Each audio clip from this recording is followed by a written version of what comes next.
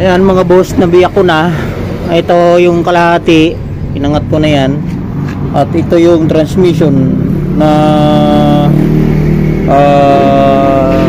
Badja 150cc GT boxer po yan, ano.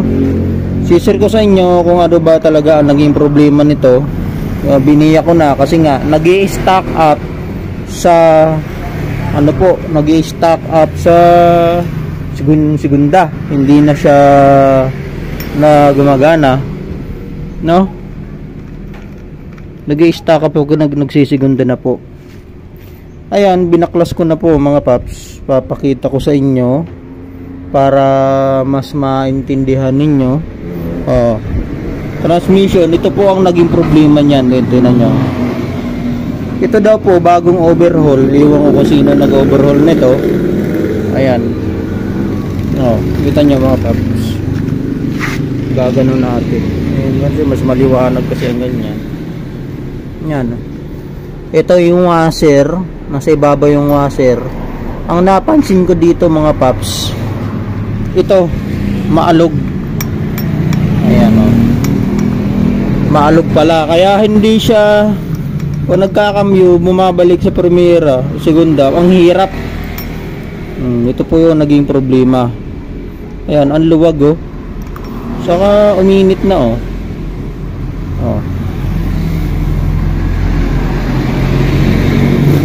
Ayan.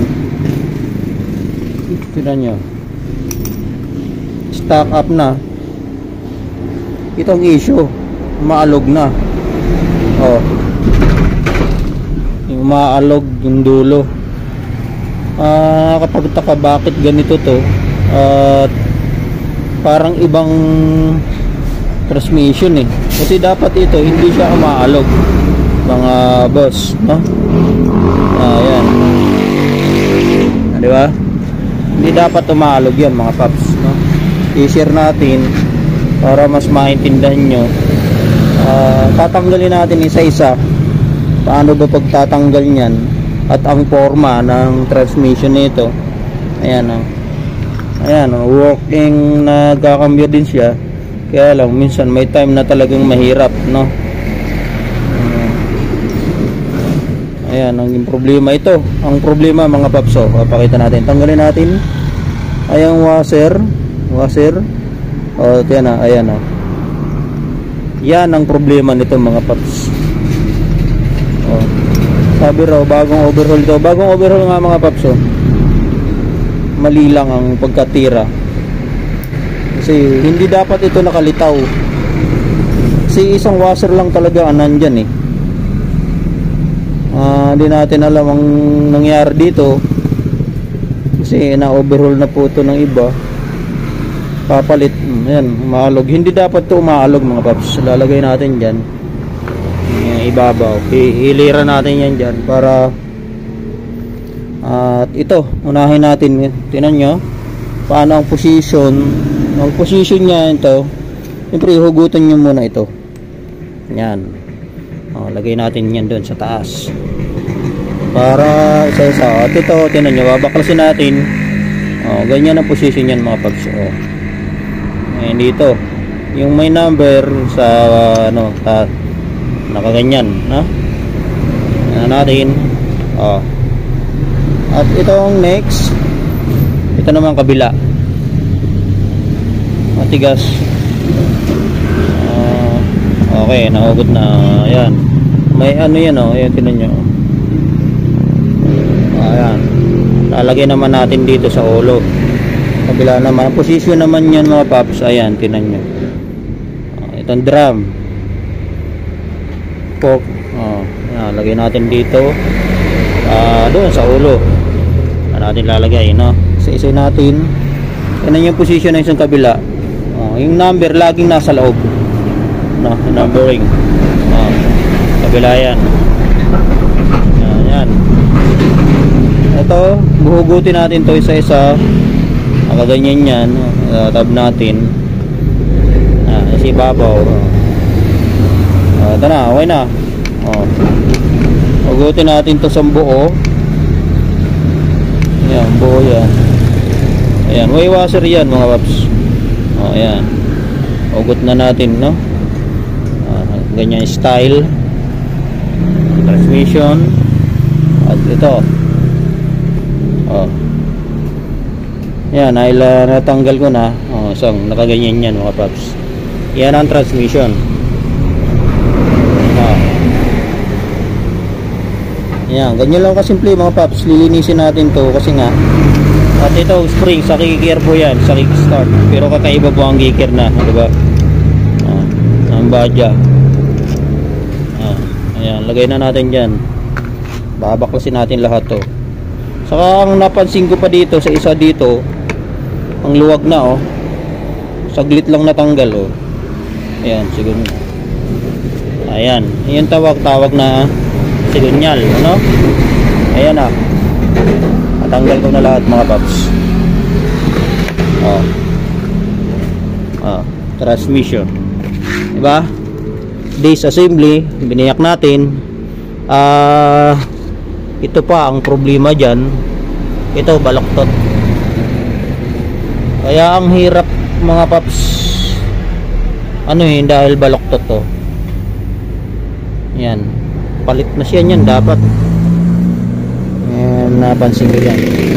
Yan ang pinakita ko sa inyo kung paano pag disassembly o pag uninstall o pag backlash, paano pag backlash ng transmission. Ganun lang mga paps, ipipilan nyo lang isa't isa o kaya ganito, videohan nyo para hindi po kayo magkamali mga paps, no? Ayun, kasi binaklas ko kasi nga transmission saka marumi na rin. Pero sabi raw, ginawa na raw ito ng iba. Ang napansin ko nga, ito nga ang problema dyan. Ano po? Sa Primera, sa kickstart, no? Yan, dyan din nag-aano yung kickstart, kicker. Hindi na rin. Kaya siya lang ngitim. Kasi maalog. Maalog yan eh. Kaya nagkaganito. Papalitan itong sambuo kasi mahirap din po maganin yung sambuo. Transmission talaga ang problema, no? Ayan. Okay, next ko video uli para ano, pakita sa inyo kung paano natin buuhin ano, idudugtong na lang natin dito sa video or ibubukod ko yung video para maisinan. Sa pag-overhaul po kasi mga paps, unang-unang technique dyan, no? Kailangan mga paps, ano, kung gusto nyo hindi kayo magkamali, pag backlash pa lang, dahan-dahan at titingnan nyo yung mga washer kasi may mga washer po yan. Ang washer nyan, iba-iba naman po, ano, bawat tanggal nyo, titingnan nyo maigi, tulad nito may washer yan. Wag na wag po kayo magkakamali sa pagtatanggal. Ang tulad nito, oh, maaaring nagkabit sila, mali ito. Yun ang napansin ko dito mga paps. Maaaring iba ito, iba. Bibilangin pa natin yung kung ilang gear dapat to. Ano? Yan. Kasi hindi dapat aalog yan sa dulong yan mga paps. Hindi dapat umaalog yan. Eksaktong-eksakto lang yan dyan. Kasyang-kasya lang yan. In overhaul, hindi kasi dapat magkamali, ano mga paps, no?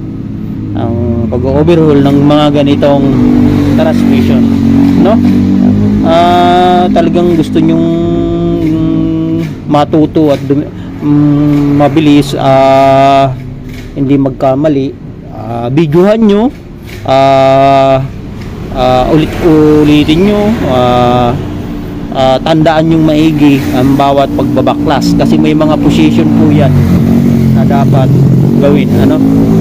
Tulad lang nito, talagang mahirap, no? Nagkamali.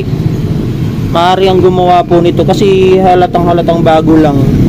Totoo nga yung sinabi ng may-ari, ka-overhaul lang daw nito. Mali nga lang ang pagkadali kasi hindi dapat ito umaalog, no? Hindi ito umaalog kasi sumasabit ito, ayan, no? Tulad niya, no? Ang dulong yan, mga gear na yan, yung sumasabit kasi sumasayaw siya. Dapat po kasi ito mga paps, hindi siya sumasayaw, ano?